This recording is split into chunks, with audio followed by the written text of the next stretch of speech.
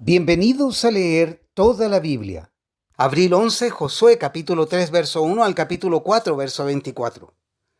Temprano a la mañana siguiente, Josué y todos los israelitas salieron de la arboleda de acacias y llegaron a la orilla del río Jordán, donde acamparon antes de cruzar. 3 días después, los jefes israelitas fueron por el campamento y dieron al pueblo las siguientes instrucciones. Cuando vean a los sacerdotes levitas llevar el arca del pacto del Señor su Dios, dejen sus puestos y síganlos. Dado que ustedes nunca antes viajaron por este camino, ellos los guiarán. Quédense como a 1 kilómetro detrás de ellos, mantengan una buena distancia entre ustedes y el arca. Asegúrense de no acercarse demasiado. Entonces Josué le dijo al pueblo: Purifíquense, porque mañana el Señor hará grandes maravillas entre ustedes. Por la mañana Josué les dijo a los sacerdotes: Levanten el arca del pacto y guíen al pueblo hasta el otro lado del río. Así que ellos se pusieron en marcha y fueron delante del pueblo. El Señor le dijo a Josué: A partir de hoy empezaré a convertirte en un gran líder a los ojos de todos los israelitas. Sabrán que yo estoy contigo tal como estuve con Moisés. Dales la siguiente orden a los sacerdotes que llevan el arca del pacto. Cuando lleguen a la orilla del río Jordán, den unos cuantos pasos dentro del río y deténganse allí. Entonces Josué les dijo a los israelitas: Vengan y escuchen lo que dice el Señor su Dios. Hoy sabrán que el Dios viviente está entre ustedes. Sin lugar a dudas, Él expulsará a los cananeos, a los hititas, a los heveos, a los fereceos, a los gergeseos, a los amorreos y a los jebuseos de delante de ustedes. Miren, el arca del pacto que pertenece al Señor de toda la tierra los guiará al cruzar el río Jordán. Elijan ahora a 12 hombres de las tribus de Israel, uno de cada tribu. Los sacerdotes llevarán el arca del Señor, el Señor de toda la tierra. En cuanto sus pies toquen el agua, la corriente de agua se detendrá río arriba, y el río se levantará como un muro. Entonces los israelitas salieron del campamento para cruzar el Jordán, y los sacerdotes que llevaban el arca del pacto iban delante de ellos. Era la temporada de la cosecha y el Jordán desbordaba su cauce. Pero en cuanto los pies de los sacerdotes que llevaban el arca tocaron el agua a la orilla del río, el agua que venía de río arriba dejó de fluir y comenzó a amontonarse a una gran distancia de allí, a la altura de una ciudad llamada Adán, que está cerca de Zaretán. Y el agua que estaba río abajo desembocó en el mar muerto hasta que el lecho del río quedó seco. Después todo el pueblo cruzó cerca de la ciudad de Jericó.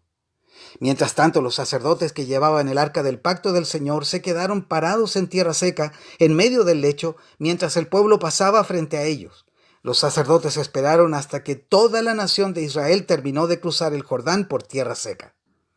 Una vez que todo el pueblo terminó de cruzar el Jordán, el Señor le dijo a Josué: Ahora elige a 12 hombres, uno de cada tribu. Diles: Tomen 12 piedras del medio del Jordán, del mismo lugar donde están parados los sacerdotes. Llévenlas al lugar donde van a acampar esta noche y amontónenlas allí. Entonces Josué convocó a los 12 hombres que había elegido, uno por cada tribu de Israel. Les dijo: Vayan a la mitad del Jordán frente al arca del Señor su Dios. Cada uno de ustedes debe tomar una piedra y cargarla al hombro. Serán 12 piedras en total, una por cada tribu de Israel.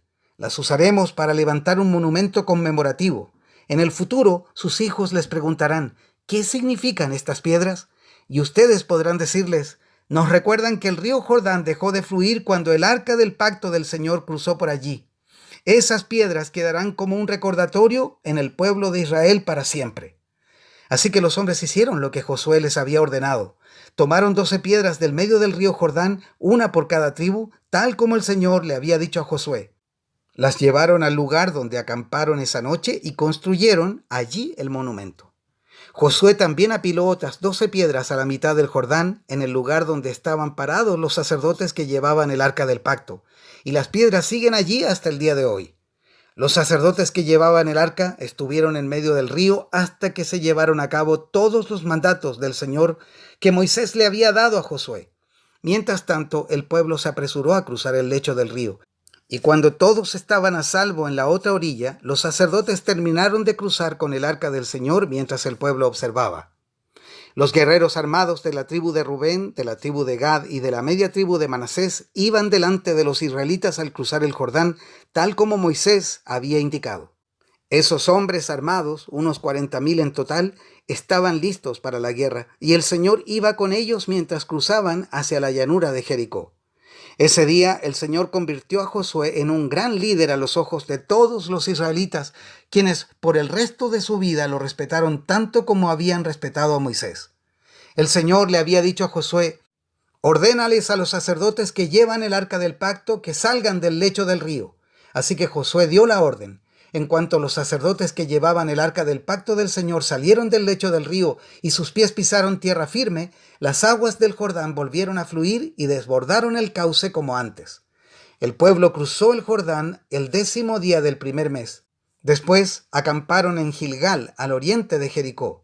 Fue allí en Gilgal donde Josué apiló las 12 piedras que había tomado del río Jordán.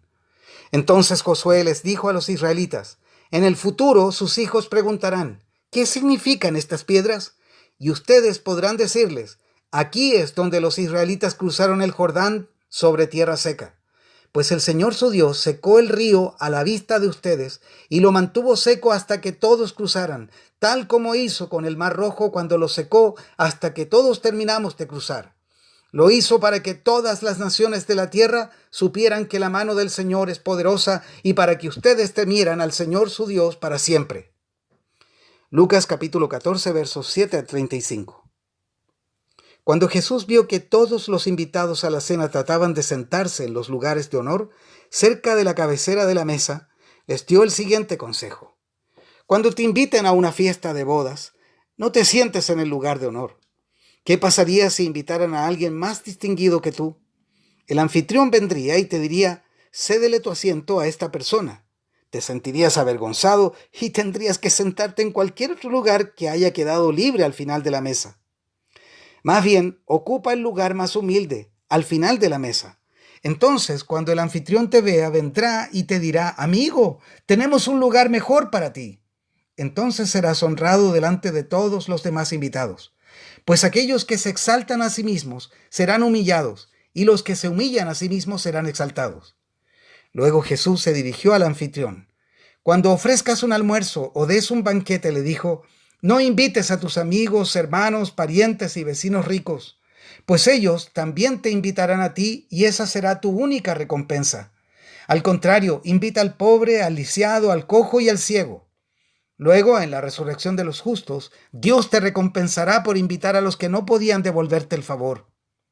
Al oír esto, un hombre que estaba sentado en la mesa con Jesús exclamó: ¡qué bendición será participar de un banquete en el reino de Dios! Jesús respondió con la siguiente historia. Un hombre preparó una gran fiesta y envió muchas invitaciones. Cuando el banquete estuvo listo, envió a su sirviente a decirles a los invitados: vengan, el banquete está preparado. Pero todos comenzaron a poner excusas.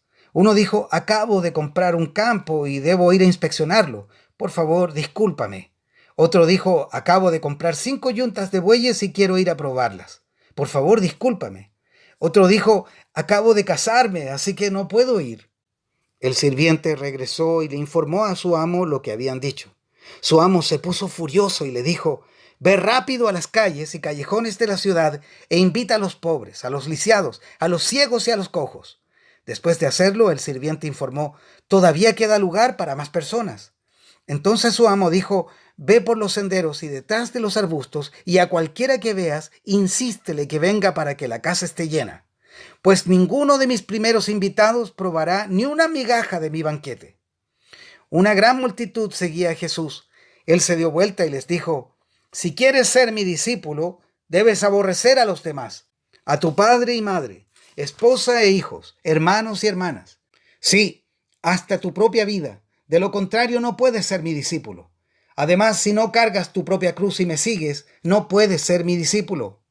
Sin embargo, no comiences sin calcular el costo, pues ¿quién comenzaría a construir un edificio sin primero calcular el costo para ver si hay suficiente dinero para terminarlo? De no ser así, tal vez termines solo los cimientos antes de quedarte sin dinero y entonces todos se reirán de ti. Dirán: ahí está el que comenzó un edificio y no pudo terminarlo. ¿O qué rey entraría en guerra con otro rey sin primero sentarse con sus consejeros para evaluar si su ejército de 10,000 puede vencer a los 20,000 soldados que marchan contra él? y, si no puede, enviará una delegación para negociar las condiciones de paz mientras el enemigo todavía esté lejos. Así que no puedes convertirte en mi discípulo sin dejar todo lo que posees. La sal es buena para condimentar, pero si pierde su sabor, ¿cómo la harán salada de nuevo? La sal sin sabor no sirve para la tierra ni para el abono. Se tira. El que tenga oídos para oír, debe escuchar y entender. Salmos 80, versos 1 al 19. Te pido que escuches, oh pastor de Israel, tú que guías como a un rebaño a los descendientes de José. Oh Dios, entronizado por encima de los querubines, despliega tu radiante gloria ante Efraín, Benjamín y Manasés. Muéstranos tu gran poder, ven a rescatarnos. Oh Dios, haznos volver a ti, haz que tu rostro brille sobre nosotros. Solo entonces seremos salvos. Oh Señor, Dios de los ejércitos celestiales, ¿hasta cuándo seguirás enojado con nuestras oraciones? Nos diste tristeza por comida y nos hiciste beber lágrimas en abundancia. Nos convertiste en el desprecio de las naciones vecinas. Nuestros enemigos nos tratan como si fuéramos una broma. Haznos volver a ti, oh Dios de los ejércitos celestiales. Haz que tu rostro brille sobre nosotros. Solo entonces seremos salvos. Nos sacaste de Egipto como a una vid. Expulsaste a las naciones paganas y nos trasplantaste a tu tierra. Limpiaste el terreno para nosotros y echamos raíces y llenamos la tierra. Nuestra sombra cubrió las montañas, nuestras ramas cubrieron los poderosos cedros. Extendimos las ramas al occidente, hacia el mar Mediterráneo. Nuestros retoños se extendieron al oriente, hacia el río Éufrates. Pero ahora, ¿por qué has derribado nuestras murallas de modo que todos los que pasan pueden robarse nuestros frutos? Los jabalíes del bosque los devoran y los animales salvajes se alimentan de ellos. Te suplicamos que regreses, oh Dios de los ejércitos celestiales. Observa desde los cielos y mira nuestro aprieto. Cuida de esta vid que tú mismo plantaste, este hijo que criaste para ti. Somos cortados y quemados por nuestros enemigos, que perezcan al ver tu ceño fruncido. Fortalece al hombre que amas, al hijo que elegiste. Entonces jamás volveremos a abandonarte. Revívenos para que podamos invocar tu nombre una vez más. Haznos volver a ti, oh Señor, Dios de los ejércitos celestiales. Haz que tu rostro brille sobre nosotros. Solo entonces seremos salvos. Proverbios capítulo 12, versos 27 al 28. Los perezosos ni siquiera cocinan la presa que han atrapado, pero los diligentes aprovechan todo lo que encuentran. El camino de los justos conduce a la vida. Ese rumbo no lleva a la muerte. Hasta aquí la lectura de hoy.